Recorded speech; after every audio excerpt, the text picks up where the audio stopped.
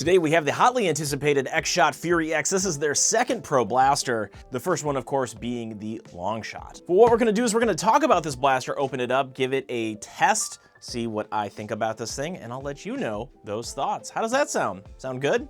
Sounds good to me. Now, a couple things before we tear into the box. Just want to point out that this does have a pro designation, which means we are working at higher speeds. This is a 14 plus blaster, which is something that Xshot hasn't done too many blasters of. It carries the tradition of the Xshot skins. We have all of this printing technology on the front of the blaster. I'm guessing it carries to the other side of the blaster as well, because they print it when the shells are, I guess, just molded, or I don't know how that works. I imagine it's basically magic. And I would say that this style is kind of like a futuristic weapon style. And there's things like a radioactive logo, there's a biohazard logo, there's all kinds of things going on. There's even a barcode, which I did type in, and to my knowledge, it doesn't actually link to anything. But I think just the overview of this blaster, it looks really cool. So now let's get it out of the box and we'll see what it's about.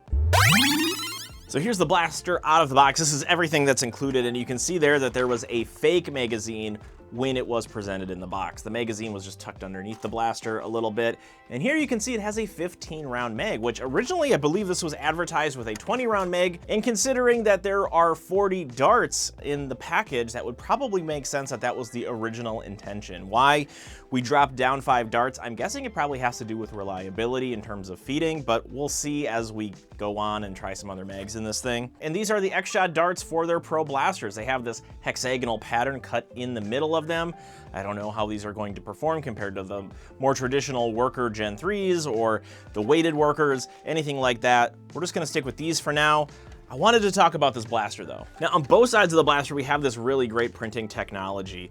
It looks phenomenal. There is not a piece of paint missed, and it looks like they're really refining that process. While I wouldn't say that the resolution is still very high, from a distance, it looks great. It tricks the eye so that you don't see some of the graininess up close, but there is some sharper definition around the corners, which historically has been an issue for this type of technology. Really feels like they're refining it in different areas, and I'm sure over time, the resolution on the print will keep bumping up. Now, I'm not quite sure how much this blaster costs, so I'll put that up on screen once I figure that out, because this originally came out in other countries first, so I don't think that there is officially a price point for this as I'm filming it. One thing noticeably missing is some eye protection, which you should probably already have if you already have some pro blasters, but at these price points, people are probably going to start getting into the pro level stuff, so including some level of eye protection probably is a good idea for these things. Get a look at these darts. You can see here they look very much like any other traditional dart we use for half lengths.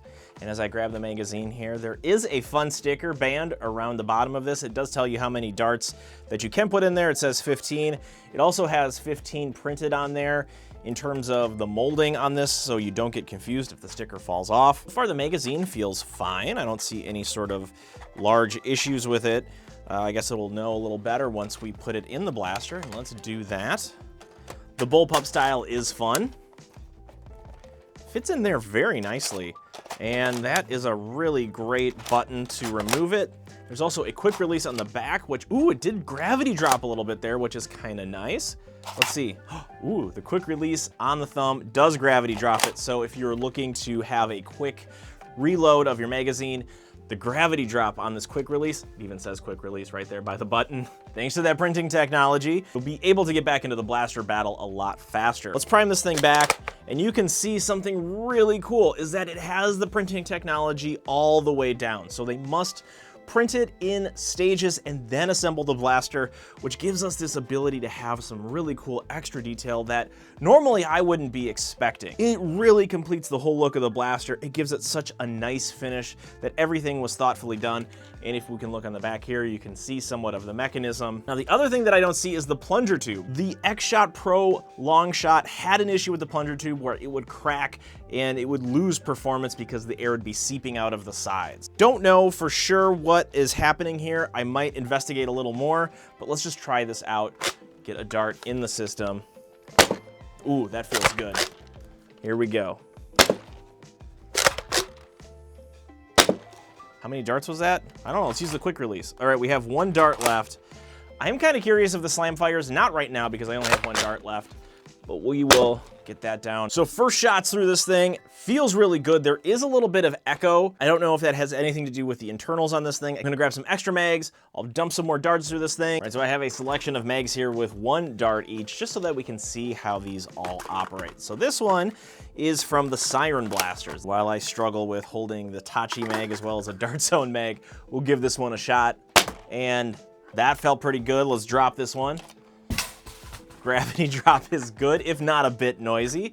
Let's put in the Dart Zone mag, which I believe is like a more of a katana approach, right? And, ooh, that felt really good. We'll gravity drop this one. So far, so good. The Tachi mag, which is always a fun one to try because it's just so comically large. And there we go. Gravity drop, gonna take a little better care of this one. So we have decent compatibility across a range of magazines. I could even try more and more magazines, but I think you get the picture. I did look in the back mag well there.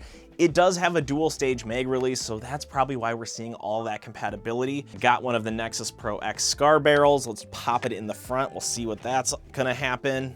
All right, well, it does fit. It's got a solid connection. And now I think what I'm gonna do is try some slam fire. Gonna try some slam fire. We're gonna see how that goes. So I'm gonna hold down the trigger and hope this works. Oh yeah. There we go. That was decent. I will say I noticed a little performance drop because I was trying my best to stabilize everything, which is one of the issues that I'm having with this blaster, is that it doesn't have a stock. A stock on a blaster like this would be immeasurably helpful, but there is an issue with that, is because when you notice you prime this back, the whole top half of the blaster comes back. And the only way to solve for something like that would be to create some kind of stock that comes from the handle, or possibly a little lower here, that would then kind of bow out. And then depending on somebody's arm length, shoulder width, all that kind of stuff, you're just kind of running into a bunch of other problems that you would need to solve for. So ultimately, I can see why they didn't go with a stock, even though I sorely miss one. Put a couple more darts in here. Let's see if the scar barrel does decrease performance. Yeah, it is decreasing performance. Let's take it off. Yeah, so with the scar barrel on, you can use it, but you're gonna see decreased performance. It is a noticeable drop from what I was just firing there. But I know people are curious, so it does work, but you lose speed. Hey, future me here, I totally forgot when I got the scar barrel out, I should also try the B-car. So let's do that. I've got 2 extra darts here. Very curious how this goes. Oh, that's much better than the scar. Hang on. B-car is the way to go. Now the B-car, this one is from the Xshot Pro X.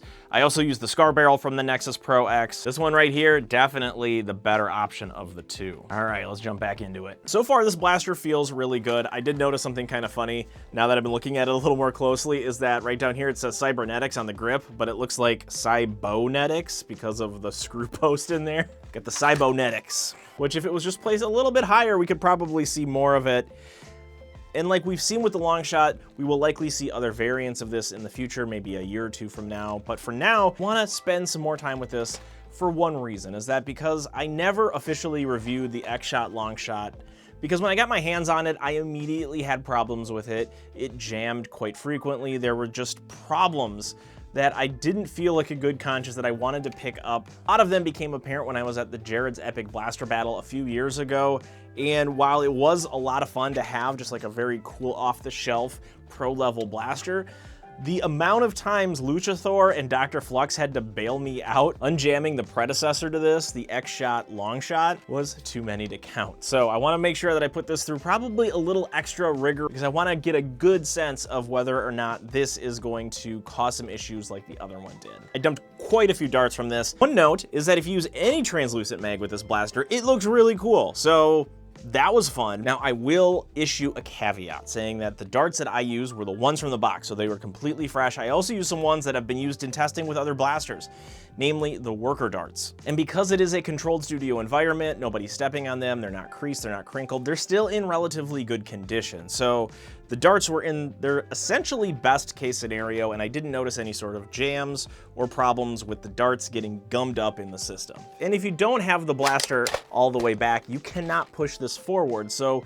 there won't be, in theory, an issue with the darts only halfway entering the chamber. You're going to have to prime it back all the way for it to go forward. It should help with the jamming issue that I probably experienced with the long shot. When you're firing darts, you're going to hear it kind of rattle around, or at least the spring echo throughout. That is just part and parcel of Xshot.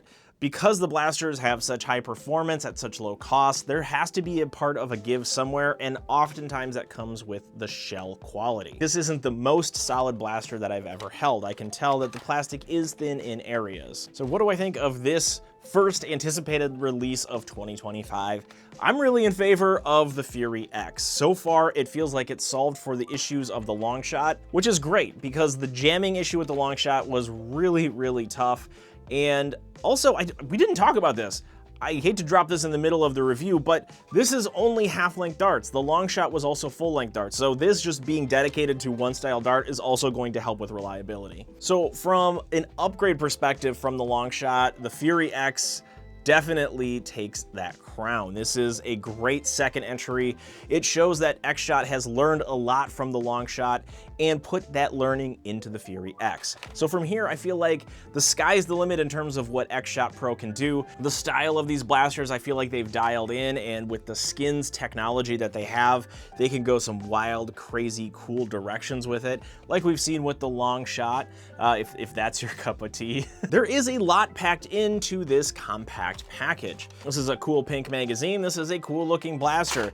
No matter which way you slice it, 2025 is off to a great start, in part thanks to the Xshot Fury X. Had this made it to the States in fall of last year, this probably would have made my top list of 2024. However, we now have a long way to go until 2025 wraps up. So this is a great first entry. I think there's a lot to like about this. How this holds up in more competitive games, I think that's yet to be seen. But in terms of something fun to have, a little more powerful than your traditional blaster, at a price that likely won't break the bank, the Fury X is definitely worth a shot. If you like this discussion on the Xshot Pro blasters, I talk a lot about blasters, pro blasters, gimmicky blasters, blasters in the middle.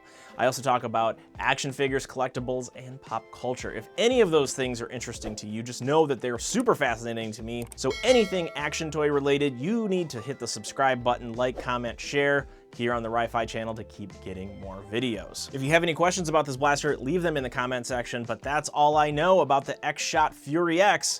Thank you so much for watching. We'll see you next time.